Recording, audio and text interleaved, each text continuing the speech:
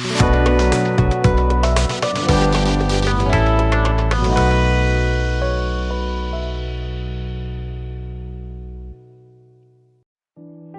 सारे ऐसे रेस्टोरेंट होते हैं जो आपको हर कहीं मिल जाते हैं। मतलब आपको किसी से रिव्यू लेने की भी जरूरत नहीं पड़ती है कि खाना अच्छा होगा कि नहीं होगा। बस आप गए, आपने ऑर्डर किया और अब आप खाने का आनंद उठा रहे हैं। टेस्ट से लेकर के सर्विस तक एकदम परफेक्ट। जी हाँ, आज हम बात करेंगे मैकडॉनल्ड्स की कहानी के सफर के बारे में। आप जानेंगे कि कामयाबी आसानी से नहीं मिलती है। कामयाबी अपने साथ बहुत सारी प्रॉब्लम्स लेकर आती है, लेकिन आप सीखेंगे कि रे ने नाकामी और कामयाबी दोनों को कैसे संभाला। इस समरी में आज आप जानेंगे कि मैकडॉनल्ड्स में मिलने वाले मजेदार खाने को परोसने के पीछे कितनी मेहनत की जाती है।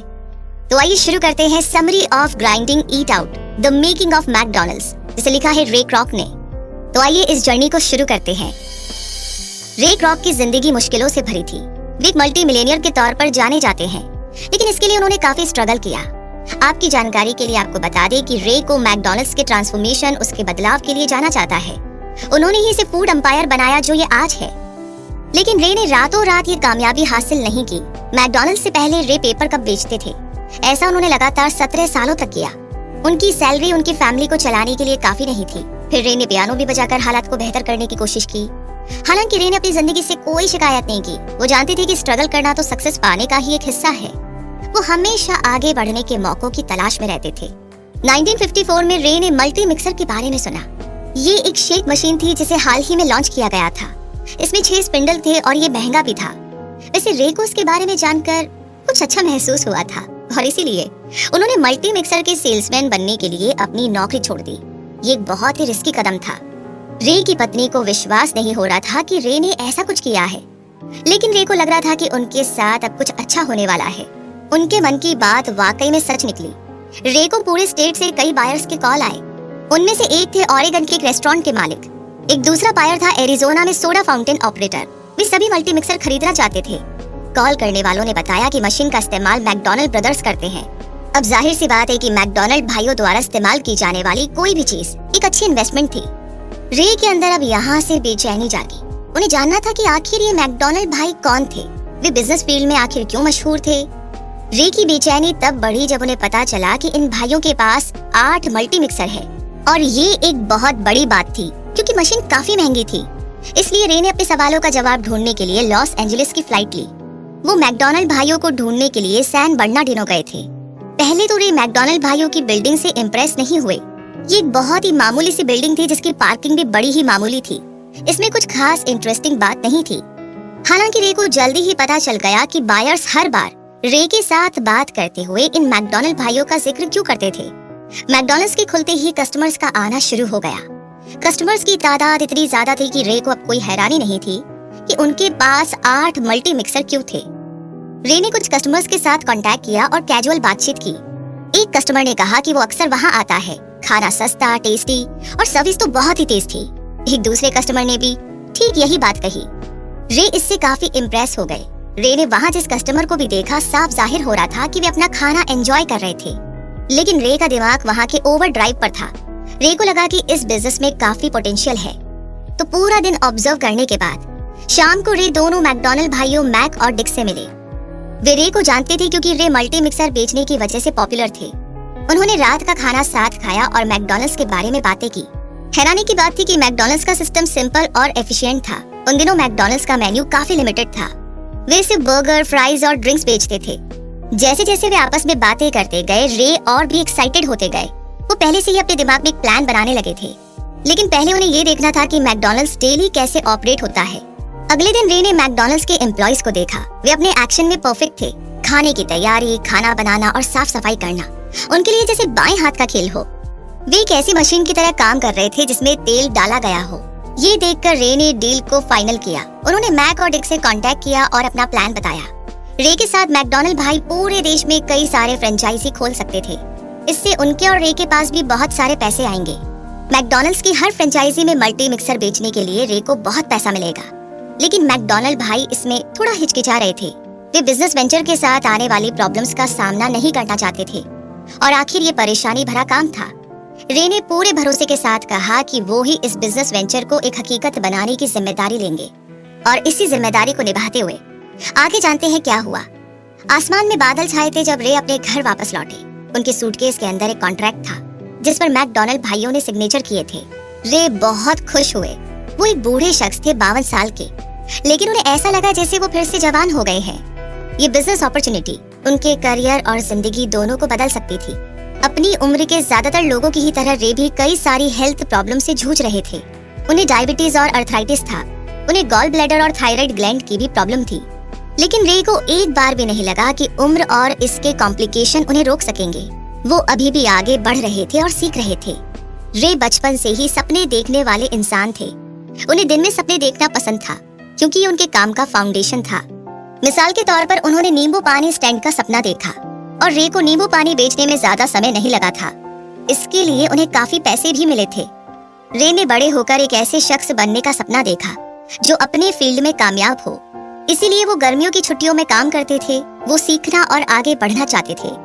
लेकिन वे स्कूल के लिए नहीं बने थे।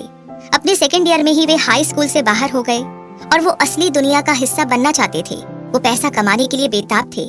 रे को जल्दी ही पता चला कि उनमें लोगों को मनाने और उनसे सामान खरीदवाने का टैलेंट है। सबसे पहले उन्होंने कपड़ों से सिलने वाले रिबन बेचे। रे को इससे कुछ लॉयल कस्टमर मिले, लेकिन रे ने इसमें हार मान ली। वो जानते थे कि उनकी कामयाबी कहीं और है। फिर वो पास के होटल के एक बैंड में शामिल हो गए। इन सालों में रे ने हर तरह की जॉब्स की। उन्होंने खुद को बांधकर नहीं रखा। वो अलग अलग फील्ड में काम करते चले गए और अपने बॉस और कलीग से काफी कुछ सीखा। उनका सबसे लंबा जॉब था पेपर कप बेचना। ये सब आसान नहीं था। रे को कामयाबी से ज्यादा मुसीबतें मिली। कभी कभी ऐसे भी दिन थे जब उन्हें हार मानने की इच्छा होती थी। ऐसे दिन भी थे जब वो एक भी सेल्स नहीं कर पाए थे। लेकिन यहाँ पर रे रुके नहीं। उन्होंने खुद से कहा कि एक टाइम में सिर्फ एक ही चीज की चिंता करनी चाहिए। सोने से पहले वे रिलैक्सेशन टेक्निक का भी इस्तेमाल करते थे। और वो कहते ना कि हर महान चीज की शुरुआत एक छोटे से स्टेप से होती है। और मैकडॉनल्ड्स के साथ भी कुछ ऐसा ही था। 1932 में यानी कि 1932 में मैक और डिक अपनी जरूरतों तक को पूरा करने के लिए स्ट्रगल कर रहे थे। उन्होंने प्रॉफिट कमाने की उम्मीद में एक पुराना मूवी थिएटर खरीदा। ये एक अच्छा बिजनेस वेंचर नहीं था। मैक और डिक अक्सर दिन में सिर्फ एक बार का खाना खा पाते थे।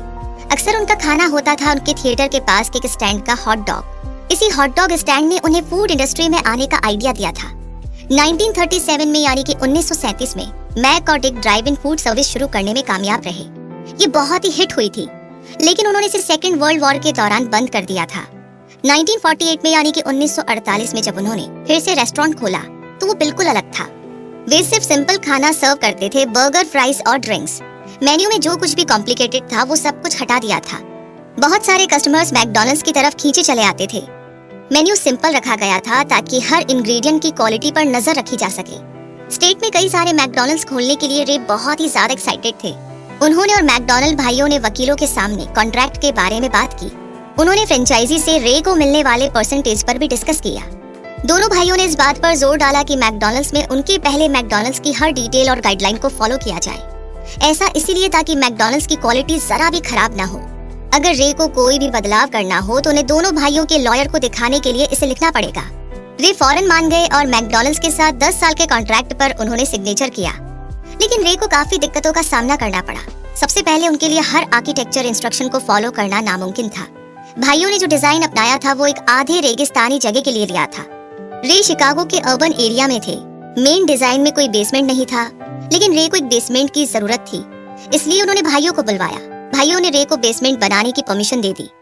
रे ने उन्हें लीगल डॉक्यूमेंट्स की याद दिलाई जो उन्हें लिख करके जमा करना था। लेकिन भाइयों ने कहा कि ये जरूरी नहीं है, वे बाद में भी लीगल पेपर वर्क कर सकते थे। ये बार बार की प्रॉब्लम बन गई थी। रे चाहते थे कि दोनों भाई उनके किए गए बदलाव को लिखकर माने कि उन्होंने इन बदलावों की परमिशन दे दी है, लेकिन उन्होंने ऐसा नहीं किया।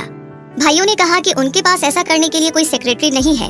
रे को लगा कि ये भाई उम्मीद कर रहे थे कि रे नाकाम हो जाएंगे और हार मान लेंगे। रे के लिए ये फ्रस्ट्रेटिंग था। उनके बिजनेस पार्टनर्स कोऑपरेट नहीं कर रहे थे, लेकिन रे भी पीछे नहीं हटे। रे अपनी पहली फ्रेंचाइजी को चलाने में कामयाब रहे। हालांकि ये काम उन्होंने अकेले नहीं किया। उन्होंने अपनी मदद के लिए कई जानने वालों को कांटेक्ट किया था। रे का फ्रेंचाइजी भी उन्हीं मैकडॉनल्ड भाइयों की तरह कामयाब रहा था।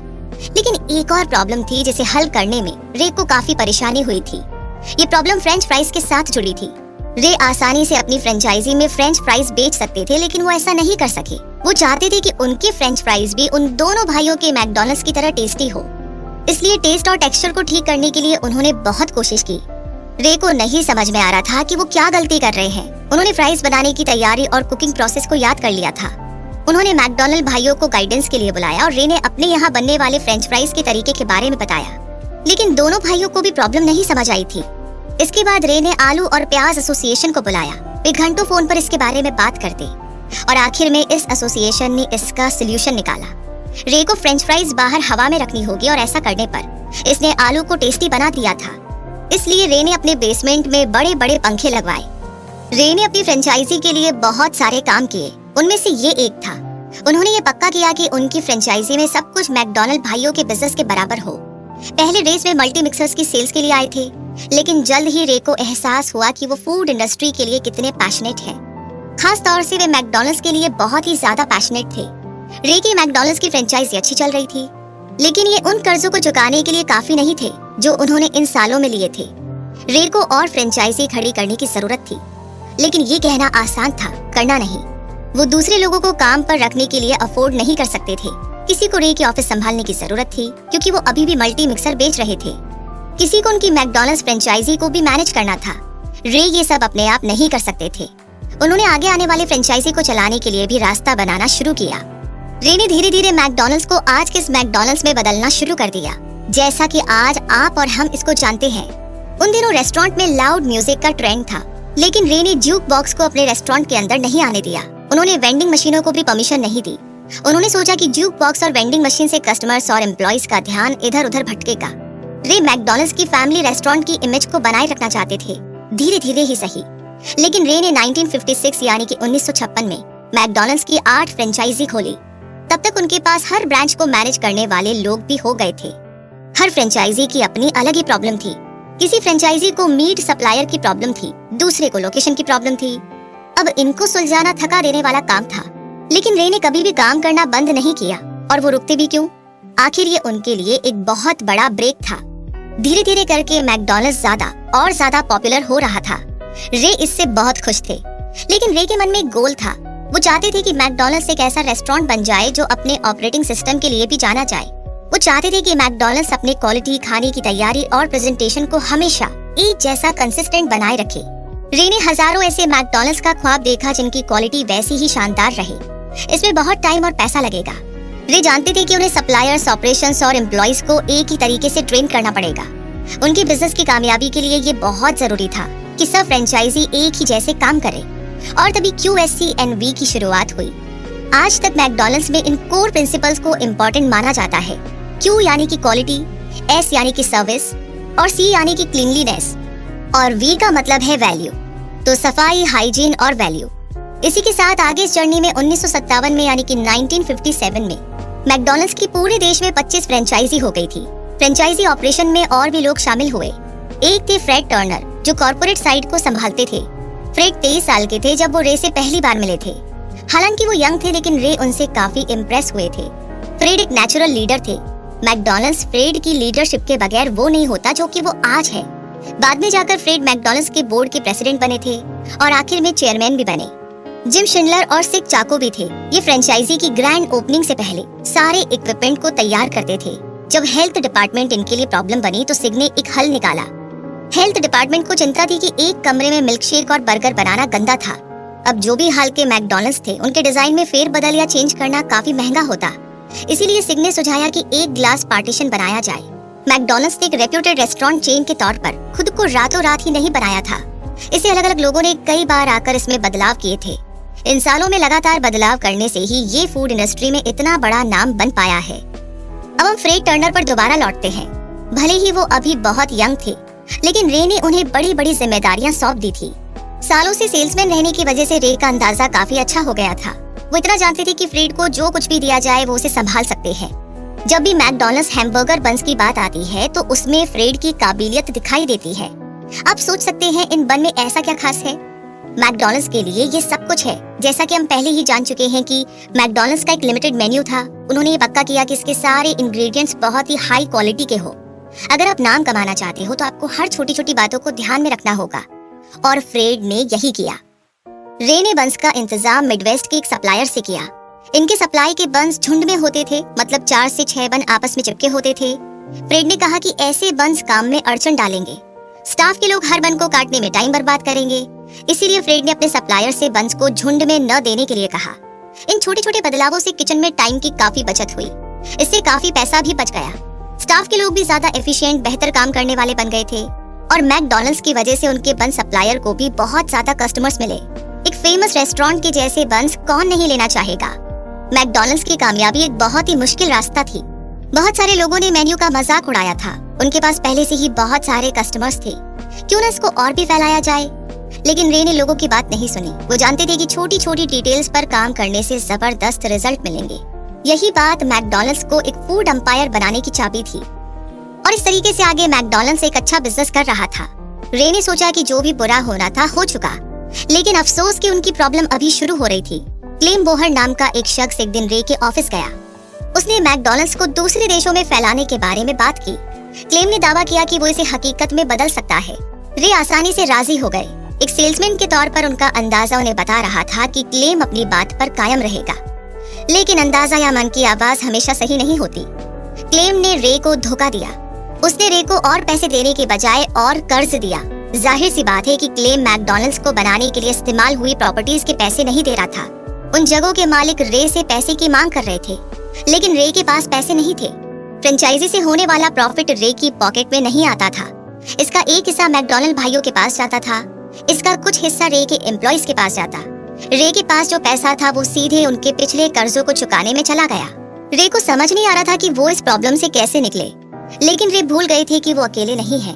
उन्होंने अपने भरोसेमंद कोलीग्स के साथ मिलकर के एक प्लान तैयार किया। ये प्लान था अपने सप्लायर से कर्ज मांगने का।